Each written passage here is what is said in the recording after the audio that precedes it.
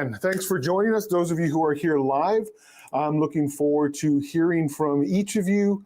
And for those of you who have contributed questions early, I've got those with me. Those of you who are interested in contributing questions during the live chat, I welcome those questions here. Go ahead and add those questions in the chat below. Let me know that you are watching live. I like to say hi to each of you who are joining us live.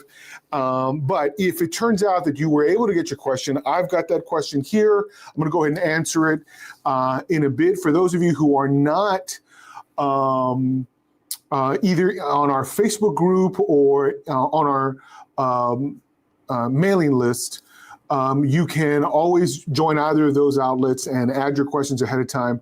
But I never like to deny people the option of asking me directly a question. I want to try to answer as many questions as I possibly can. James, I see you there. Hello. Good to see you as always. McNary Realty Group. Good afternoon from East Texas. Hey, well, glad to have you here. Happy to see you guys. Let's see, Belinda Williams from Dallas.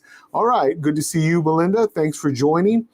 And like I said, those of you who are joining us live, if you didn't get a chance to submit your questions ahead of time, go ahead and add it to the chat. I guarantee you, I will get to it and give you the best answer that I can. But for today, our topic is how to protect ourselves against tenant fraud. And so I want to kind of share with you the tips that if you followed along with me, these are not going to be new. But for those of you who, maybe are worried about tenant fraud, I'm gonna kind of give you a concise package of what I would recommend in these situations, what I tend to tell landlords that they can do in order to protect themselves against fraud, because it does happen, unfortunately, more often than we'd like. It's one of those realities that we do have to contend with. And I'm gonna get started in just a second, but I would be remiss not to mention that next Wednesday, actually, I won't be here live. I'm actually going to be on Zoom. And if you look at the ticker along the bottom here, on the 24th, I'm going to be presenting our legal notices workshop for Texas landlords. And for those of you who have not signed up for that, you're welcome to sign up. There is a website along the bottom here in the ticker. I'm going to go ahead and add as well a link in the notes. In fact, I'm going to go ahead and put it now for you guys to check out. Let me know if there's any issues with this. Hopefully. Yeah, I'm checking it out now. I see that it's there. Feel free to check that out if you are interested. I've just added it to the chat, and you can join me along with other landlords next Wednesday at the same time between 4 and 6. It's going to go a little bit long. I'm going to go through all the notices that we help landlords with. That's your notice of non-renewal, or otherwise your notice of termination, your notice to vacate, as well as your notices of default. Additionally, I'm going to show you about the new notice and what the law says is coming around the corner in January, that notice to pay rent or vacate.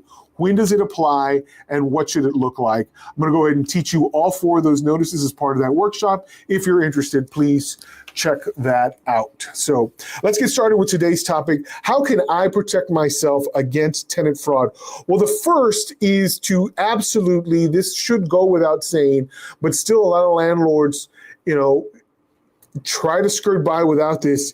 You got to screen your tenants and use the tenant screening service like Turbo Tenant or whatever else is out there. I'm not advocating for any one service, but if you don't have one, go out and find one. If you're unsure about what works, get into a group. You can ask here in the chat and see what everybody else has to say. But if you're part of Texas Landlords, as I recommend you should be, that's a question that gets tossed around a lot. What kind of services do people use? Go ask questions, find a service that works for you, because you want to check the big 4: credit, employment history, criminal history, and eviction history. And if you're not utilizing a service that can check all four, it's probably not up to snuff, and you're going to want to try something else. But you definitely want to employ a good tenant screening service to make sure that at the very least you're getting some basic data on your tenants before you check yes on any application. Remember, tenants lie, and so just because they put it down in black and white on the application form that you haven't filled out doesn't mean you don't confirm it. Always, always, always confirm the responses that you get from your tenant by checking them out. This tenant screening service, again, there's numerous of them out there. Some of you use certain websites already, Realtor.com, or you're using something, Zillow. One of these outfits out there that have screening services, utilize that. That's your first layer of protection, some kind of tenant screening service. Well, beyond that, you also need to personally confirm their employment, because a report's only going to tell you so much. And their credit score is only going to tell you so much. You want to be able personally to confirm that they are employed with whom they say they are employed. And so that's going to take investigation on your part.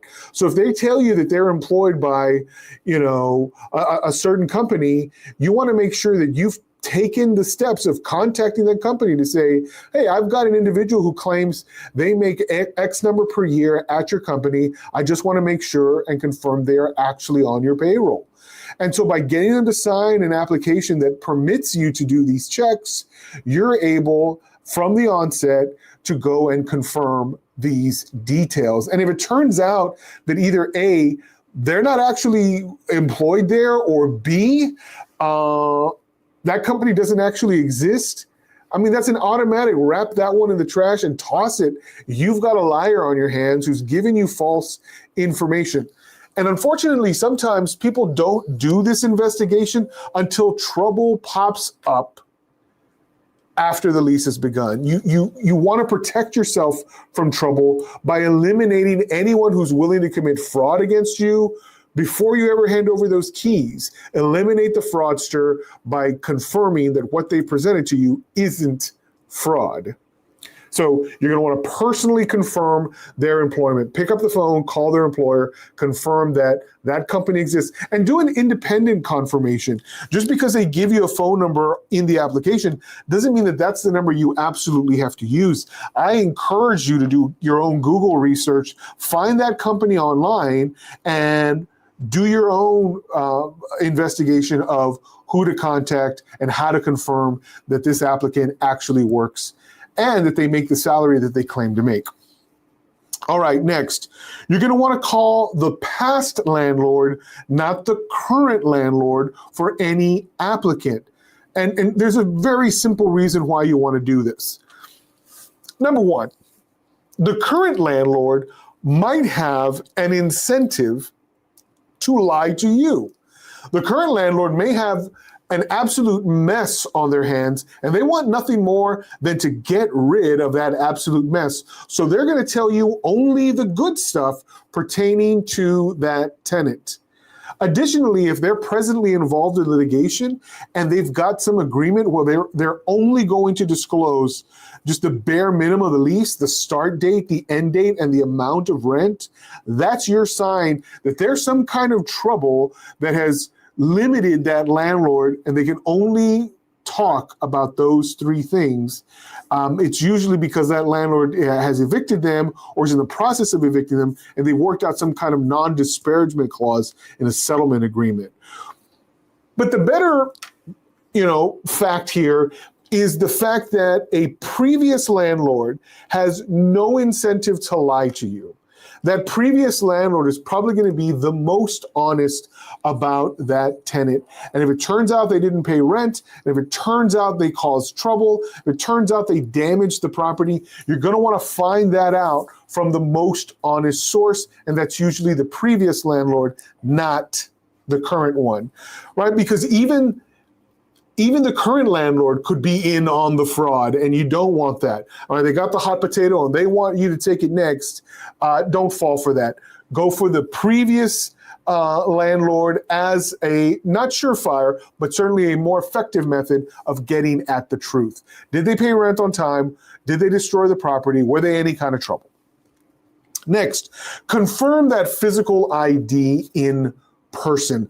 I don't know how many times I've seen someone show up with a digital copy of an ID only, and the landlord never confirmed it, never did the eyeball test, like, yep, that's definitely you, because they never met the individual. Maybe they let someone else handle this, but even if you're having some other party handle the application part and ultimately the lease signing, that party can confirm they're in person before that lease is ever signed and keys are ever handed over. It's like, look, this doesn't even look like you. I can't agree that you are the person who's featured in this ID. Or if they give you some kind of excuse why they don't have the ID, that should be a deal breaker, because that's the kind of stuff that a fraudster would do if they can't produce the ID.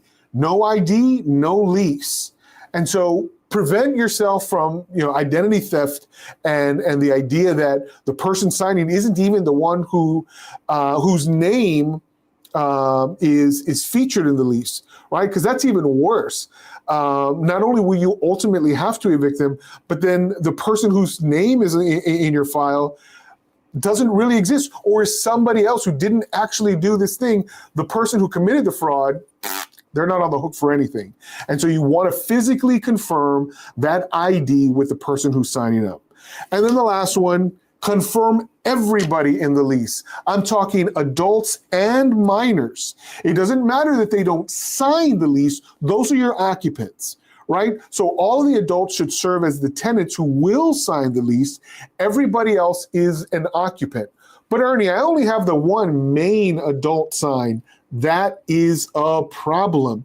Make sure that every adult who will be residing on the property signs that lease. Their names are featured as tenants, and the only ones who are featured as occupants are children, minor children under the age of 18 who will not be signing the lease.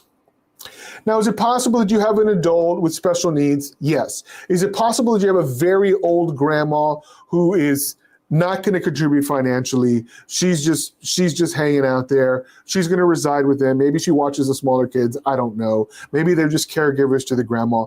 Yeah, in those situations, you can probably leave grandma out because you're not going to be able to get any money out of grandma anyway. And you definitely leave the kids out because you can't sue kids. And certainly someone with special needs who isn't earning funds, who doesn't have the capacity to sign a contract anyway, you leave them out. But everybody else is in. Adults are tenants.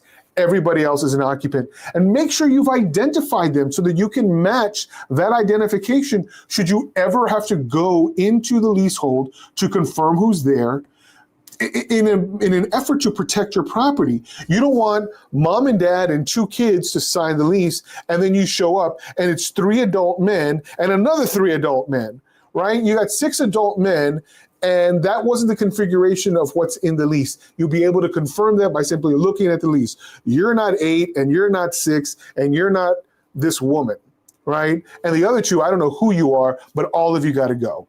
And by having this information locked down in your lease, even if they commit the fraud after the fact, right? We're trying to sniff out the fraud before the lease is signed.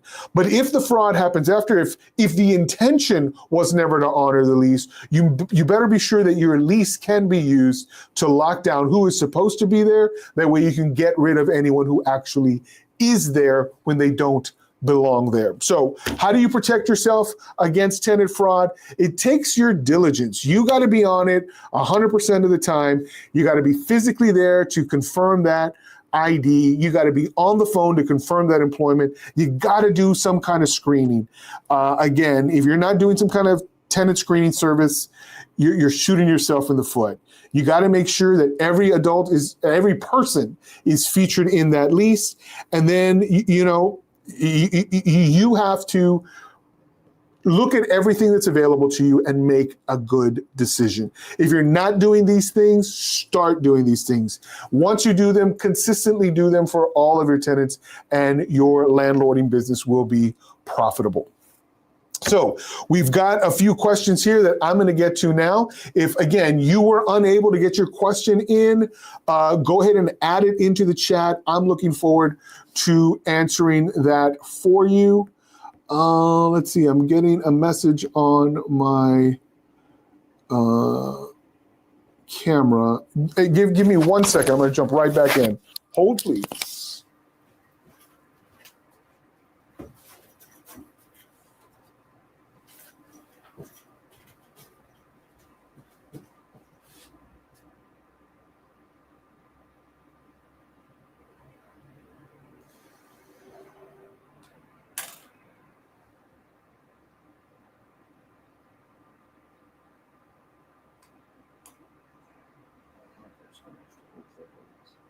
Okay.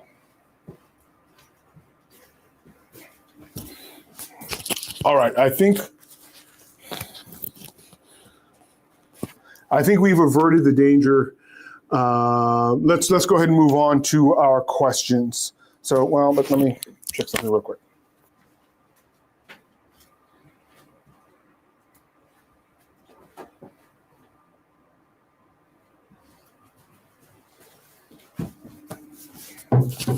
I promise I'm a professional. All right, here we go. Amber Brook, LLC writes, my tenant is employed with a corporate employer and asked if we can add his personal business to the lease so he can claim the rent as a business expense. I'm concerned because this is a residential lease and adding or replacing his name to the LLC may create insurance issues, legal complications, and HOA violations, since this is not a commercial property, but a residential house. Please advise. Thank you. You have no obligation whatsoever in this situation to create or perpetuate a fraud, because that's what this looks like. It looks like an individual is trying to use personal expenditures and write them off as a business expense when this isn't a business transaction. Absolutely, this is a hard no. Additionally, if you are signing or allowing a business to reside on residential property, that doesn't make mathematical sense. But in the event that for whatever reason you get a company to sign a residential lease, again, for whatever reason, and this is usually something I wouldn't advise, you're always going to have a personal guarantee signed by an individual, particularly that individual whose credit you will screen. Never, ever, ever sign a residential lease with a company that has no criminal history, that has no employment background, that has no credit, and that has no eviction history. Always, always, always attach a person when you do the tenant screening, because again, that company probably cannot be adequately screened. Additionally, it's probably 99.99% of the time just a bad idea to have a company sign a residential lease. I think you got that feeling in your gut. Act on it, deny this. Again, don't help perpetuate some fraud by allowing somebody to claim that this residential lease is for a business purpose. It ain't, right? He's living there. These are personal expenditures. These are household costs, not business. Again, if it is business, he's already in breach, and you gotta let him know that. No business on the property. This is a residence only. And your lease probably already says that. You can point to the lease, probably that provision that limits that. All right, on the chat, James asks, I pay the water for a 4-unit apartment. This month, my water bill was very high. I asked the tenants about it, and one said her toilet was running. What should I do about this? Well, that's one of those things that can happen. Running toilets or inoperable toilets are kind of like leaks in the wall. You know, if the pipe's leaking and water's getting wasted, that's not really on the tenant. Now, did the tenant know? Did they have a duty to report it? That might be some other thing. But James, I would say this is probably 100% on the landlord to address. It's a good thing that you caught it early, but yeah, a running toilet can run pretty expensively. So I would get on that pretty quickly and make sure that in fact is the source of that massive loss of water. Unfortunately, this is probably something that you as a landlord are going to have to eat. Chuck Pace writes, can a previous landlord be held liable for sharing info about a tenant's history? Is there anything that shouldn't be shared? Again, the only time they shouldn't share something is if the tenant has entered into a non-disparagement clause, and so you're limited in what you can say when the tenant and the landlord have entered into such an agreement. But again, the fact of this agreement is itself an indication that something has gone wrong, and that might be an alarm bell in your mind that you use in conjunction with other things to be justification to pass on this particular tenant. Chuck, remember, your application should give you permission.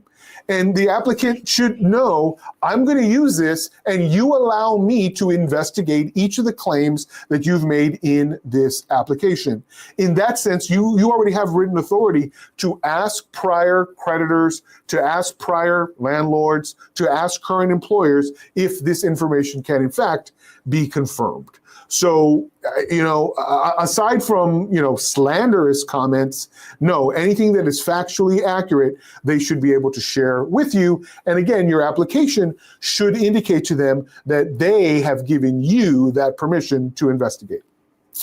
All right, Belinda Williams, who is here, at least I hope so. I hope it's the same Belinda Williams, writes, I have a question regarding a water casualty in a room that was rented out. The water came from the upstairs bathroom and collapsed the whole ceiling in the bedroom. It's going to take a while for my insurance company to come and inspect for the room to be repaired. I gave the tenant a $300 goodwill amount to help with his housing because the room is uninhabitable. In my lease, I have 3 options when this happens. 1, the premises can be promptly restored. 2, I can terminate the lease by notifying the tenant. 3, I can relocate the tenant to another unit. I chose to terminate the tenant's lease because of the time it's going to take to get everything repaired. Looking at 92.054, am I in my rights to do this? I'm going to start off by saying probably, as long as the water event was not caused by your negligence. If you were upstairs tinkering with stuff and boom, water went everywhere and ruined the place down, you might have some additional liability. If the tenant was the one who was tinkering, they might have additional liability. But if it was purely a casualty event through no fault or negligence of either the landlord or the tenant, this one's easy. Absolutely, you can terminate. If that's in your lease written that way with those 3 options, I would strongly suggest termination. Just make a clean break, return the security deposit and any prepaid amount of rent that they made for a given month. They're entitled to that up to the date that they actually vacate. So if you give them notice, I wouldn't hand over any money until their bags are packed and they're handing you that key. They vacated and you are saying goodbye. That's when money goes from one hand to the other, not sooner. All right, I hope that answers your question. Let's see, back to the live chat. James says, thanks. I'm hoping it was just that toilet and that was the issue. I'm thinking that's true. You had a question above for those of you who may have joined late. Belinda says, yes, it is you. Good. I'm glad you were here to hear that answer. Let me know if that clearly answered your pre-written question. If you've got a follow-up, just let me know in the chat. Next question is from Albert Martinez from our newsletter. He says, if a tenant has a pending Chapter 13 bankruptcy case and applies for our property, if we try to evict them down the road, will the bankruptcy stop the eviction once one was dismissed, but now they have another pending? Okay. So let's talk about a 13 as opposed to a 7. Belinda says, thanks, you're welcome. I'm not a bankruptcy attorney, so I'm not going to give you in-depth bankruptcy analysis here. But the difference between a 7 and a 13, when you're talking about a personal bankruptcy, is that the 7 says, I give up, I'm throwing in the towel, everything I have that is, secured debt, I'm going to turn in that stuff and just start over. And so it's a fresh start. The debtor is just giving up, returning everything, whatever debt is otherwise wiped out, sorry for you creditors. That's it. Chapter 13, however, is a reorganizing of the debt. The thing that matters the most is whether the stay in the bankruptcy is still in place. I don't know where they are in the Chapter 13, but a Chapter 13 can go on for multiple years. And so if the stay is currently in place, yes, a potential eviction could be stalled out by that stay in the bankruptcy. If there is no stay in place, and a stay is basically the bankruptcy court saying nobody can do anything right now. Certainly no debt collection. And when it comes to possession of property in an eviction matter, you can't evict. So you're right. If the stay is in place and he misses the first or second month, you would be unable to evict because you are fully aware of the stay. It's public knowledge because it's a publicly filed bankruptcy lawsuit. But if the stay is lifted and there is no stay in place, then yeah, you'll be able to evict no problem. The fact of the bankruptcy alone doesn't prevent you from filing an eviction. So find out from either the debtor or that potential tenant, or from the bankruptcy court, what the status is of the stay. Has the stay been lifted? Can creditors otherwise continue? Or is it still in place and you're kind of stuck? If that's the case, I don't know that this individual passes the creditworthiness of your application process, but they might. And so that's up to you. But in terms of what can or can't happen in an eviction, yeah, it's really going to depend on the status of the stay in bankruptcy. Okay, moving on. Ilda Sandoval writes, what can you do when the tenant says she's left the property, left the keys under a pot in the backyard, but that she left most of her belongings because she says she's disabled? The tenant has paid September's rent, and the owners already agreed to release her and the co-signer from the lease due to the many issues and repeated complaints about the property. We sent them the release of lease for their signature and informed them that in order to surrender the property, they needed to remove their personal belongings and to return the key to us, and that we were not responsible for any losses until proper surrender was completed. She refuses to sign the release. The co-signer got the key. So yeah, you've got an issue here. Number one, they're paid through the month of September, but they've surrendered possession of the property. Yeah, they didn't follow through with the key. You said the co-signer got the key. Did the landlord ever get the key?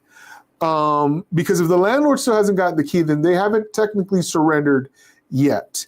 As for the abandoned property, that's probably going to come up in about 2 weeks, because in 2 weeks, you're going to have an issue of non-payment for the month of October. And so if by that time they still haven't removed their personal property, you probably can issue a notice of abandonment. You might be able to do this now. You might be able to write to them. I don't know what your lease says and whether you have an abandonment clause that has a specific procedure in your lease. But presuming that you do have some clause, you could either wait and exercise those procedures, or you could just write to this tenant and the co-signer, let them know that there's property there. And I don't exactly know what she meant by I can't move my stuff because I'm disabled. I don't know if that means I will never move it or I can't move it right now, but I'll get it by the end of the month. I would seek some clarification. In fact, I would get ahead of it and send a notice to the tenant saying, you have until the end of the month to remove the personal property.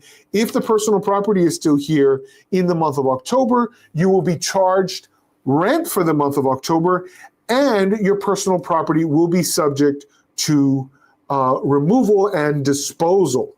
Hopefully they get back to you with some kind of solution ahead of that date.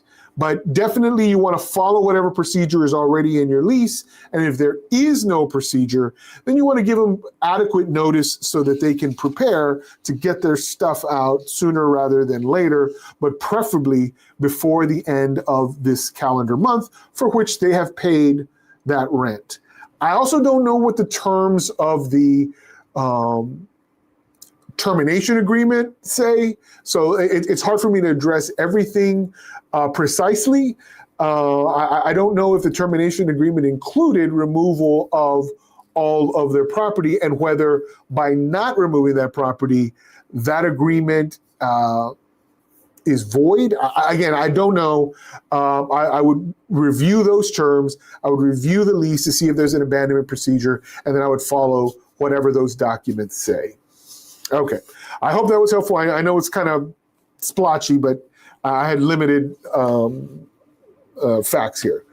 Let's see. One Way the Crossway says, "Hi, President of Landlord Association in Maine and Family Business Landlording. State-specific law about property storage, etc." Yeah, if you're in Maine, I can't really speak to what Maine has to say about property storage. I know that here in Texas, unless you give that right to the tenant in the lease that you will store their property, there is no default obligation on a Texas landlord to store property for a tenant. In fact, a good lease is going to have an abandonment clause that says your failure to remove this property may render it abandoned. Again, consult your lease to find out if there is a procedure. Generally speaking, you can send a notice once they have breached the lease. In this case, I don't know if you can call it breach until October 1st. And that's if and only if they don't submit more rent. And I also don't know what that termination agreement says. But if there is a procedure, I would follow that. Definitely in Texas, you're not required to simply store that stuff, but you are required to give notice, and you are required to give that tenant an opportunity to come and retrieve their things. So, Catalina Dinu, if you submit the receipt of a repair a day late, do you owe the tenant 3 times the money you subtracted for a repair? Or can you still charge for the repair? Sometimes repair IDs, I'm pretty sure you mean repair is not possible to be done within the 30 days. Can you just send the estimate and subtract the funds? I'm pretty sure what you're talking about, and it wasn't clear from what's in here, I'm pretty sure what you're referring to is at the end of a lease, how you are distributing security deposit funds. Now, there are a number of factors that could affect when the clock starts ticking. So I'm going to talk specifically from a Texas perspective. The clock starts ticking for a return of a deposit in the state of Texas once 2 things have occurred. The tenant has surrendered the property, and the tenant has given the landlord a forwarding address where the refund can be sent. So it is possible for the tenant to give the forwarding address well in advance of surrender. And so the clock in this case would start ticking at the point of surrender. 30 days after that, they are entitled to either a full refund, a partial refund with an itemized list, or a 0 refund with an itemized list that meets or exceeds the deposit total. What is that itemized list? It is an itemized list of all of the valid deductions from the security deposit. Now, it's possible that a tenant might surrender and weeks or months later finally give that forwarding address. Once the forwarding address is given, that's when the clock starts ticking for those 30 days. So it's going to depend on those 2 factors. The notes don't clearly identify whether these two things have occurred. But let's say that they have, and on day 31, the landlord finally knows the full cost of all of the repairs to include in the itemized deduction. My recommendation would always be, if on day 29 you don't know for sure, always give an estimate. And do your best to estimate accurately. If that means you're going to send $500 and then afterward be like, oops, I overestimated the cost, here's another $75 back. Do that. You want to show that you operated in good faith. But are you automatically operating in bad faith if you waited one additional day? And the truth of the matter is, maybe, probably not.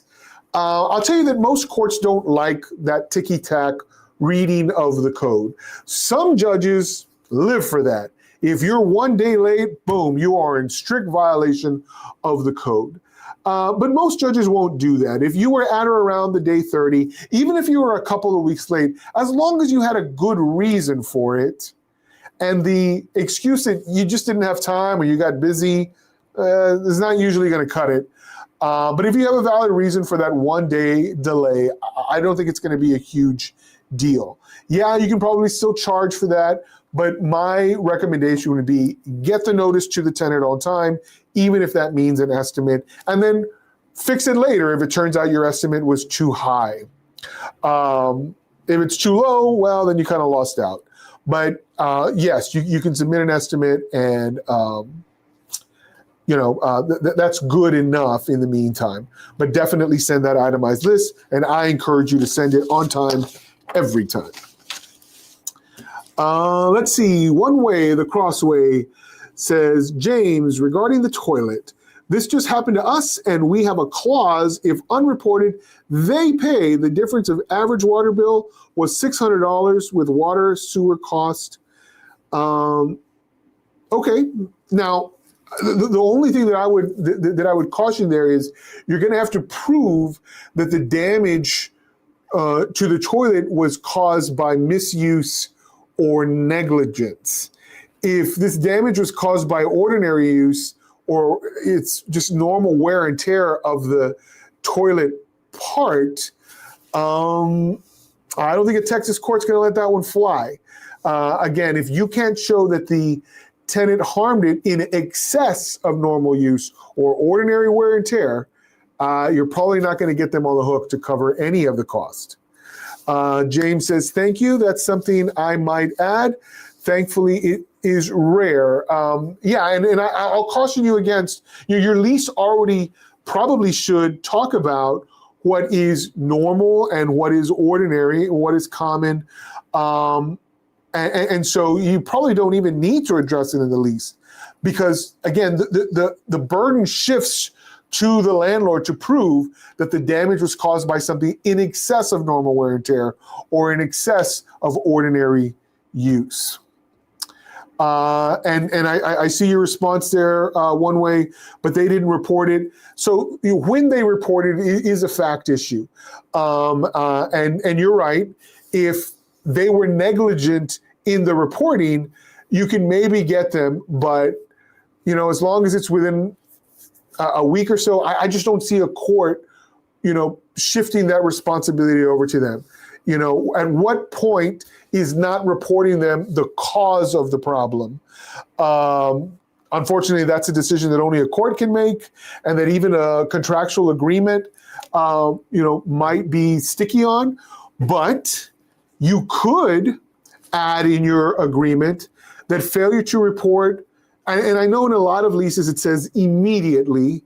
I would be a little more specific with that, because what does that mean? Within 4 seconds, within 1/100th of a second? What is immediate? If you're going to modify anything in the lease, I might say you have to report every harm within 1 week.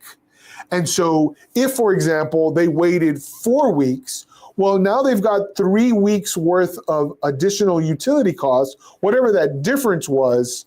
Those additional 3 weeks Now, maybe that's something you can pin on them. And so if you're going to make a change on your lease, you might make it to the reporting of required repairs within 1 week. Now, what if they claim they just didn't notice that it was there?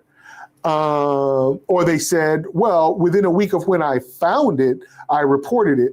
Then you're gonna have to you're gonna have a fact issue on your hands, and you're gonna have to prove to the court that they in fact had notice prior. That's gonna be hard.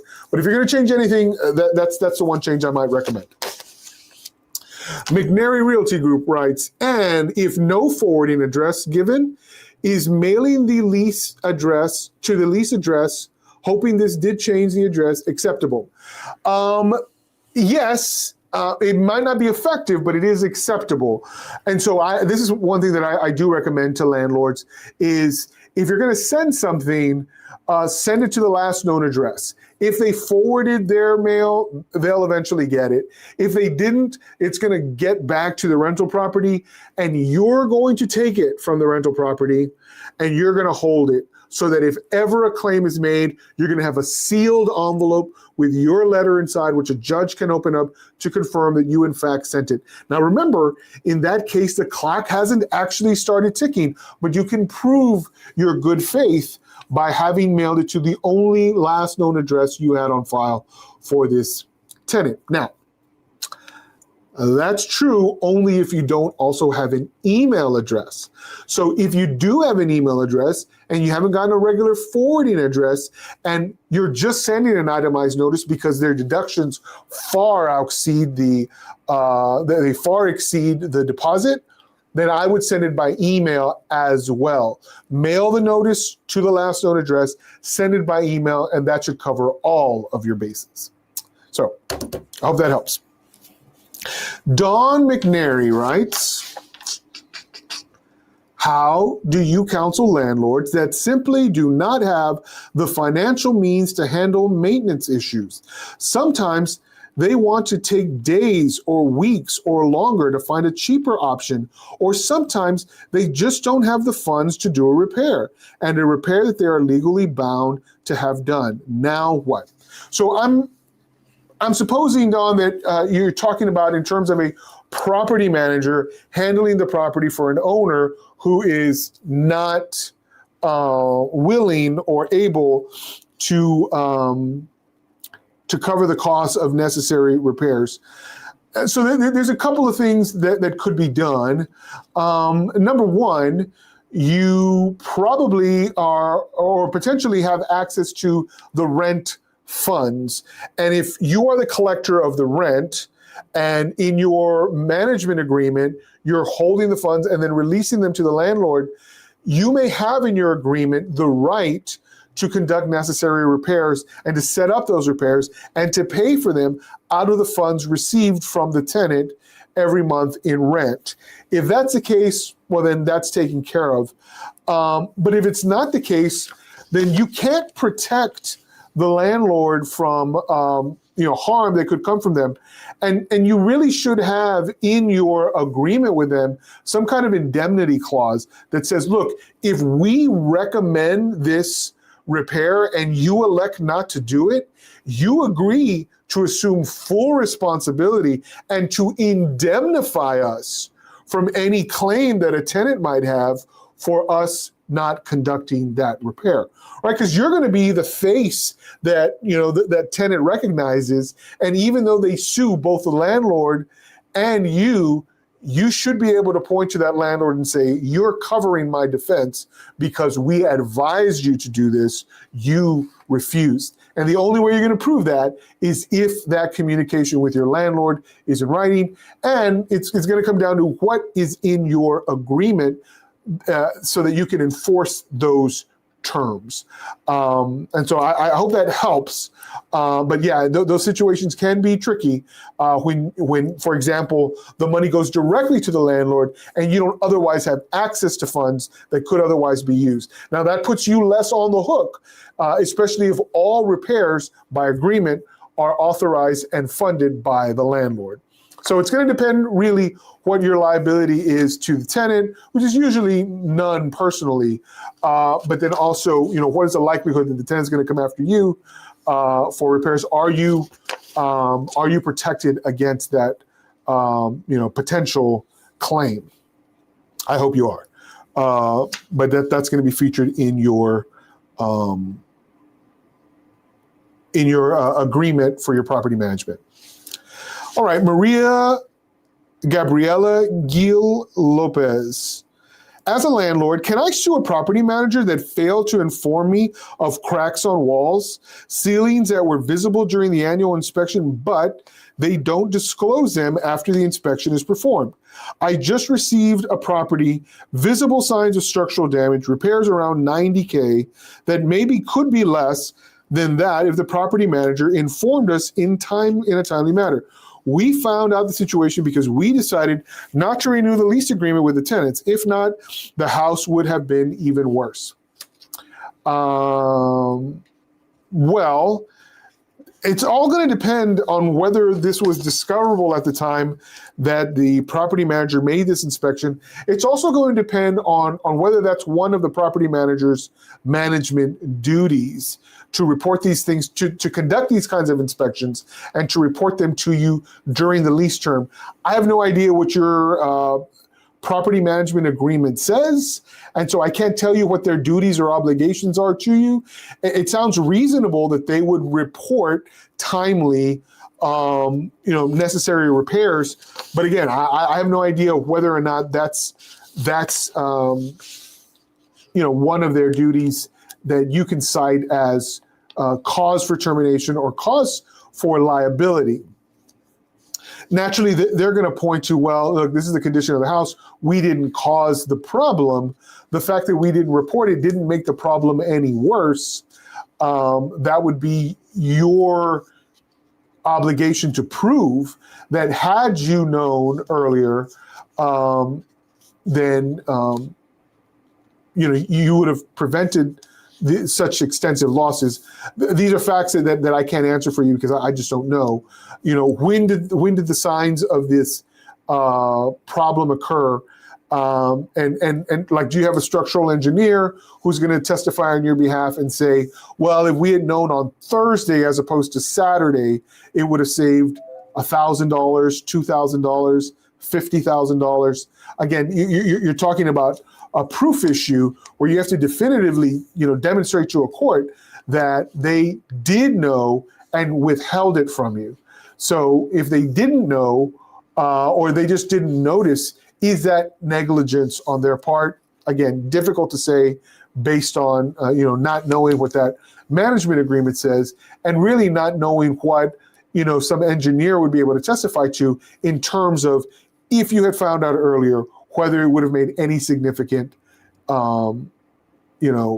whether your intervention at that time would have been significant or significantly different. Would you still have to have, for example, waited until the tenants left, or you would have to kick them out, and therefore kind of negating that idea because the property was occupied, that there was really nothing you could do to make things or to keep things from getting worse.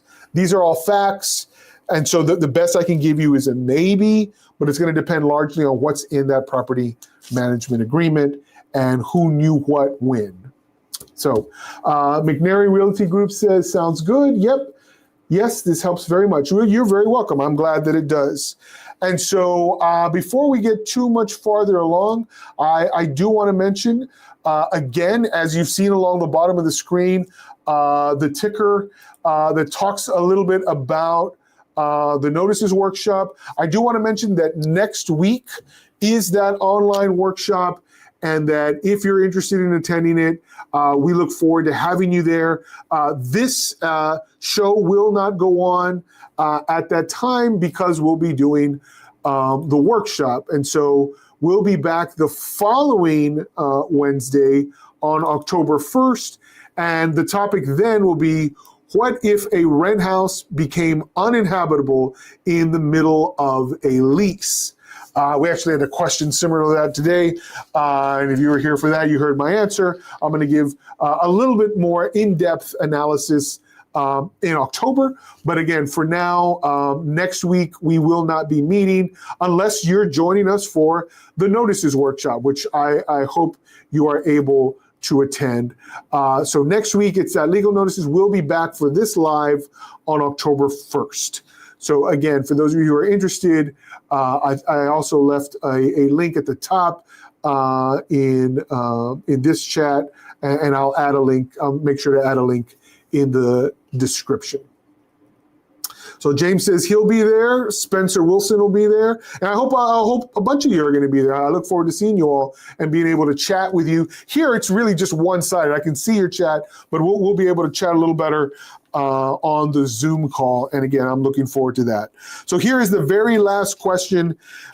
Deborah Kiggins asks, if you have a tenant that went to the ER unresponsive by ambulance and then to rehab for a week, then onto long-term nursing home for a stroke, and is not doing well, not recovering, and will not be coming back, but left her adult son to live there, but he's not paying rent. So I taped a 3-day notice to vacate inside the door. He went to jail the very day and was served this notice after he was arrested and is on a $75,000 bond, likely going to prison. Do you still file for eviction or wait to do abandonment? So there's more to the question. I want to answer this part first. Wow, this is such a mess. Yeah, so abandonment happens when typically the tenant is in breach for non-payment, and it is in your estimate that the tenant is gone and will not return. Now, there's also a potential that this particular tenant has a next of kin who is willing to come in and step in, because unfortunately this particular tenant is on the verge of death. And so I would make every effort to contact that next of kin. Now, you may be in a position where you have to make a hard call. And so the fact is, it is unclear that the original lease tenant has in fact abandoned the unit. We know where she is. We know the tenant's not in a good condition. And so it might be a stretch to claim abandonment here. But you do have the issue of non-payment of rent. You know why the rent hasn't been paid, and it's a sad, sad issue, but it doesn't mean that the rent isn't otherwise due. Your safest bet is probably to run with an eviction, proceed, and then during the course of the eviction, make every effort to reach out to the family and say, look, I'm just trying to wrap this up. I can't let the unit simply go as some very expensive storage. Somebody's got to do something to come clear this out. Otherwise, I'm going to have to dispose of all of her property. So hopefully there's a member of her family. Hopefully you've got some kind of contact that you can reach out to who is not this son. But I think your safest bet is to proceed with an eviction for non-payment of rent, and then hope that during the process, someone comes through, empties out the unit, and you can move on. So here's the other half. He never got the notice taped to the inside of the door. Doesn't matter. The notice is technically for the tenant who signed the lease. And she received constructive notice just by you putting it there. Again, it's complicated facts, but this is all that the law requires.